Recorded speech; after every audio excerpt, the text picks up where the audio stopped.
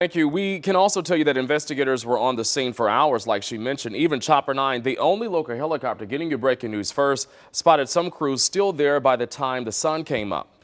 9 on your side, Allie Kramer is still at the scene live, and she's breaking down what we learned from the 911 calls made to police. Allie.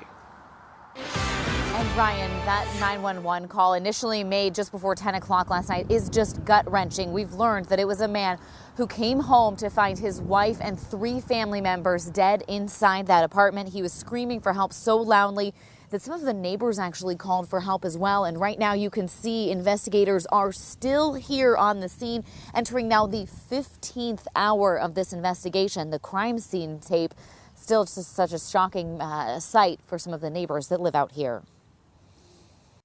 There was someone banging on the doors telling us to call the police. They're just banging on a bunch of doors, like screaming, please call the police, please call the police, please help me. Now you can just hear how shocked some of those neighbors were when they started hearing the commotion from that man simply pleading for anybody to help him, including the dispatcher who he talked to for about 10 minutes. We actually saw from Chopper 9 those tow trucks on the scene early this morning taking two vehicles away, rather. You know, this is a very large crime scene. It extends outside the actual upstairs apartment, down the stairs and into the parking lot. We saw investigators carrying out large boxes of evidence.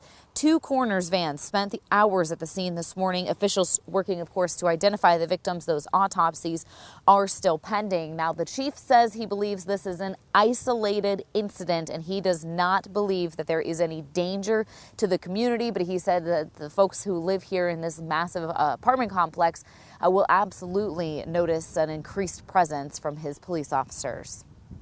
Ryan?